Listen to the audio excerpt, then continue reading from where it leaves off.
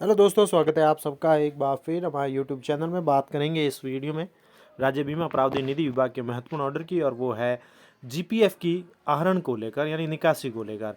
तो 16 नवंबर का ही ये ऑर्डर नवीन निर्देश जिसमें राज्य बीमा प्रावधान निधि विभाग द्वारा जारी किया गया है कि जीपीएफ की जो विड्रॉल करते हैं, निकासी करते हैं, आहरण करते हैं, किस प्रकार से कर सकते हैं। नए नियम 2021 के नियम 14 में स्पष्टीकरण को लेकर राज्य कर्मचारियों के लिए अति महत्वपूर्ण है ये जानकारी। चलिए शुरू करते हैं इस वीडियो को। चैनल पर पहली बार है तो लाइक करें, सब्सक्राइब करें। आगे भी आपको अपडेट्स राज्य कर्मचारी व एजुकेशन से जुड़े अपडेट्स मिलते रहेंगे। तो बात करें तो जीपीएफ नियम 2021 के नियम 14 के अनुसार एक अभिदाता को वित्तीय वर्ष के आरंभ पर अपने खाते में जमा राशि का निम्न प्रकार से आहरण करने का प्रावधान किया गया है। तो जैसा कि पता है कि जीपीएफ जो कटौती होती है राज्य कर्मचारियों के अपने सैलरी में से, तो उसकी आहरण जो है किस प्रकार से वो कर सकते हैं और कितनी कर सकते हैं सेवा अवधि के आधार पर। तो ये बताया गया है बिना कारण बताए ही आहरण की स्थिति में पॉइंट नंबर 1 में दिया गया है, जिसमें आप 10% राशि ले सकते हैं अगर आपकी सर्विस होती है, सेवा अवधि होती है 5 से 15 वर्ष तक की सेवा पर। इसके साथ ही 30% राशि आहरण कर सकते हैं 15 वर्ष से अधिक किंतु 25 वर्ष से कम सेवा होने पर। इसके साथ ही 40% की राशि आहरण कर सकते हैं 25 वर्ष से अधिक और 30 वर्ष से कम सेवा होने पर। इसके साथ ही 50% की राशि आप ले सकते हैं 30 वर्ष से अधिक सेवा होने पर अधिकतम। इसके साथ ही 90% राशि भी आहरण आप कर सकते हैं यदि अभिदाता की अर्धवार्षिक सेवानिवृत्ति में 60 माह अथवा उससे कम की जो है अवधि रहती है। तो यानी 60 माह तो कह सकते हैं लगभग 5 साल से कम रहते हैं या 5 साल रहते हैं, तो उसमें 90% की राशि आहरण हो सकती है। इसके साथ ही कारण उल्लेखित करने की स्थिति में भी आहरण किया जा सकता है। ये तो बिना कारण बताए की स्थिति बताई गई है। इसके साथ ही कारण उल्लेखित करने की स्थिति में आहरण आप जो है जीपीएफ से निकाल सकते हैं एज ए कर्मचारी। तो आहरण एक तो 50% भी कर सकते हैं और 75% भी कर सकते हैं कारण उल्लेखित करने पर।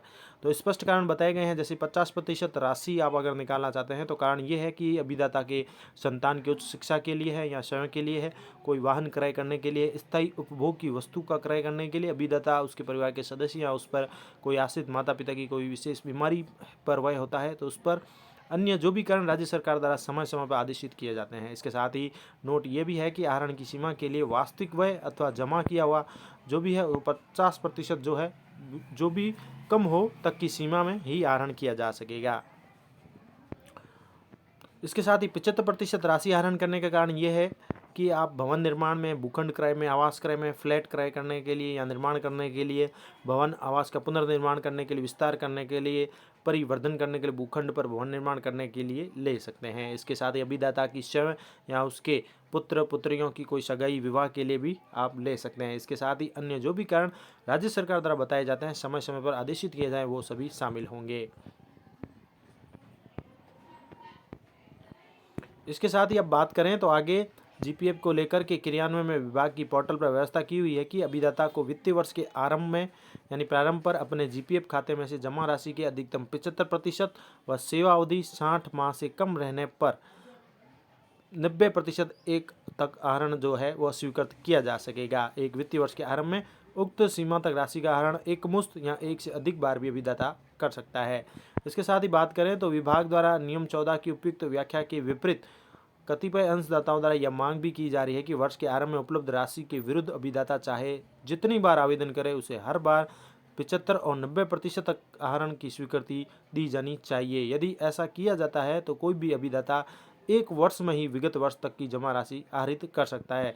अतः राजस्थान राज्य कर्मचारी सामान्य प्रावधान निधि नियम 2021 के नियम 20 में नियमों के निर्वचन के संबंध में यदि कोई संदेह उत्पन्न होता है तो संबंधित नियम के निर्वहन के लिए प्रकरण राज्य सरकार के वित्त विभाग को निर्णय के लिए भिजवाए जाने का प्रावधान भी निहित है।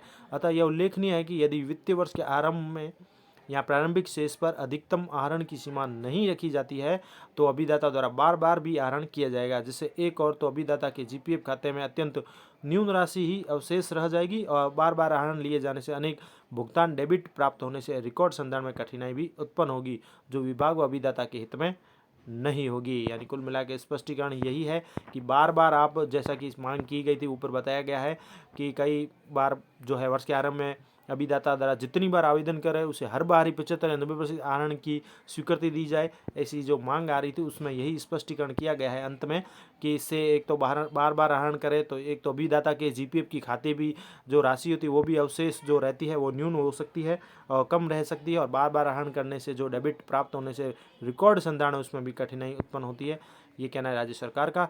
तो विभाग व अभिदाता के हित में ये चीज़ नहीं होगी। तो ये महत्वपूर्ण जानकारी थी सभी के लिए, राज्य कर्मचारियों के लिए जीपीएफ निकासी को लेकर, और उसके कारण स्पष्टीकरण किया गया है यहाँ पर नियम 2021 के जो भी है नियम 14 के संबंध में स्पष्टीकरण था ये। धन्यवाद।